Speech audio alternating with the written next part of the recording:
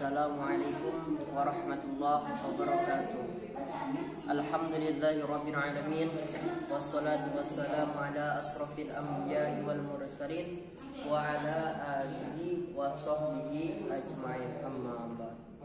Yang saya muliakan kepada Bapak dosen Balaghah, Bapak Aang Saifullah, dan teman-teman saya yang saya hormati.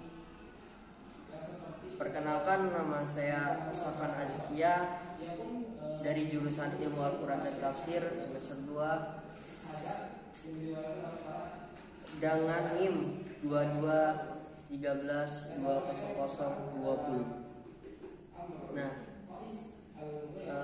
saya di sini akan sedikit mempresentasikan tentang pendekatan balaghah pada ayat kinayah.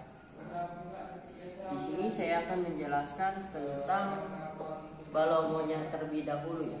Nah, ilmu balaghah itu terbagi menjadi 3. Nah, apa saja ilmu balaghah yang menjadi terbagi 3 tersebut?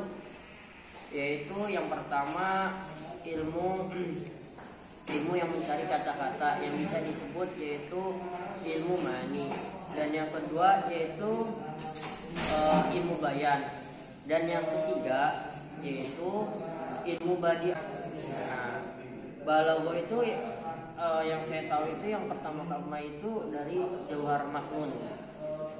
Nah, pengarangnya itu dari Jauhar Maknun atau Sulamun Waruk, yaitu Syekh Abdurrahman Al-Khudri. Nah, bisa disebutkan dalam ilmu balaghah yang terbagi menjadi 3 itu saya sebutkan satu persatu, yaitu dari pertama itu ilmu ma'ani. Nah, ilmu ma'ani itu ilmu yang mencari kata-kata. Nah, ilmu yang mencari kata-kata apa gitu tuh?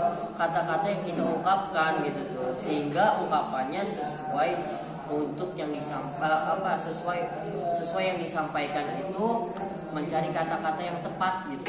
Nah, jadi mencari kata-kata yang tepat itu kita berpikir dulu apa nih yang mau kita ungkapkan untuk mencari kata-kata yang tepat tersebut. Nah, untuk disampaikan kepada banyak orang, untuk disampaikan kepada dalam konteks yang dibicarakan. Nah, itu disebut ilmu ma'ani.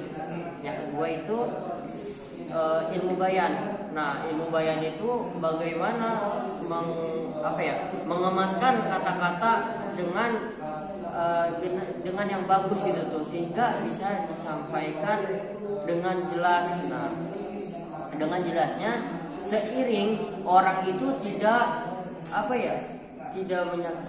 menjagalkan ke hati, pemikiran juga udah jelas gitu tuh. Nah, itu yang disebut ilmu yang mencari bagaimana mengemaskan kata-kata tersebut. Nah, kemudian setelah itu kadang-kadang kalimatnya tapi terdengar tapi tidak indah untuk diungkapannya, yaitu contohnya nih, woi, masih gitu tuh, woi, rapatkan saf gitu tuh.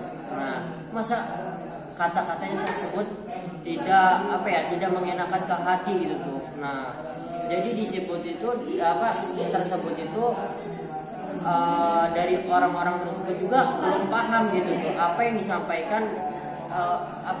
disampaikan dengan orang tersebut gitu tuh. Masa tiba-tiba, woi, rapatkan barisan, nggak mungkin seperti itu kan? Masa kita tidak mengenakan ke hati, ungkapannya yang tidak jelas, walaupun jelas itu juga kita bahwasannya kita tuh masa kayak gitu sih bahasanya gitu. Nah, itu tuh ungkapannya memang jelas, tapi tidak disarankan gitu tuh, tidak disarankan seperti itu tuh kalimatnya. Nah, jadi harus dengan ungkapan yang nyaman, dengan ada kebahagiaan gitu yang disampaikan. Nah, tidak terasa memberatkan di hati atau di hati kita, di hati yang kita ungkapkan tersebut gitu. Nah, jadi dari situ tuh hati kita juga nyaman gitu buat kita ungkapkan kepada orang lainnya itu. Jadi kepada orang lainnya itu kayak punten gitu, mohon maaf rapatkan barisannya gitu, rapatkan safnya gitu tuh. jadi kan enak juga, kita juga orang lain itu orangnya itu paham dan kitanya juga enak gitu tuh, yang kita ngasih tahu ke orang tersebut. Nah, jadi yang ketiga dari ilmu badiah. Nah, ilmu badiah namanya ilmu yang menghiasi kalimat-kalimat tersebut yang disampaikan sehingga terasa dengan terasa dengan nikmat. Jadi kita rasa kita dengan jelas gitu ungkapannya. Nah, namanya mengambil sebuah kalimat untuk untuk diposisikan kalimat yang nyaman. Jadi disebut dengan ilmu kinayah gitu tuh. Jadi bisa disebut dengan ilmu kinayah. Nah, dikarenakan kalimat yang tersebut itu dari ilmu badiah itu namanya ilmu yang menghiasi kalimat-kalimat tersebut.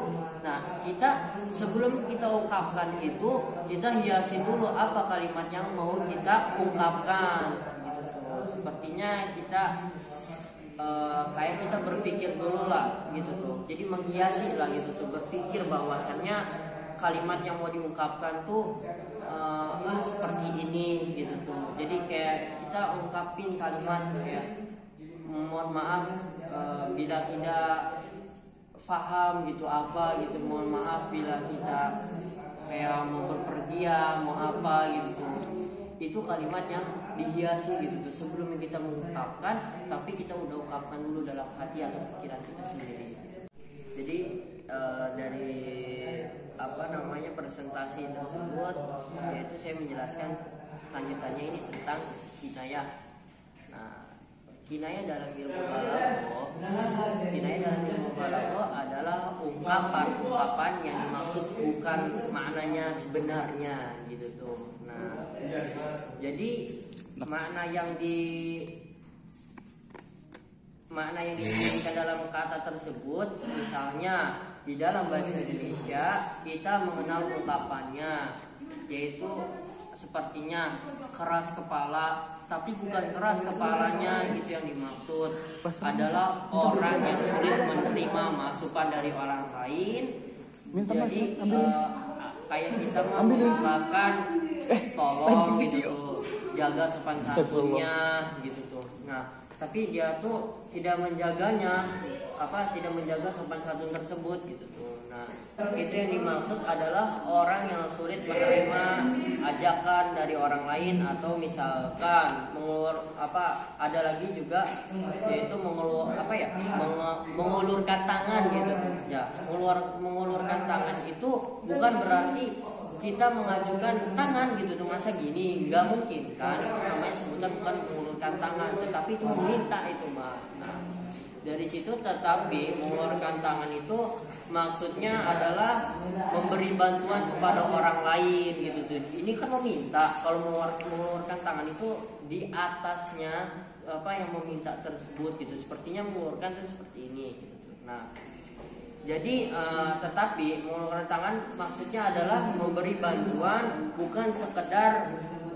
mengulurkan tangan gitu. Begitu dalam bahasa Arab ada ungkapan yang semisalkan dengan itu, misalnya itu alqa fulanun asaqun.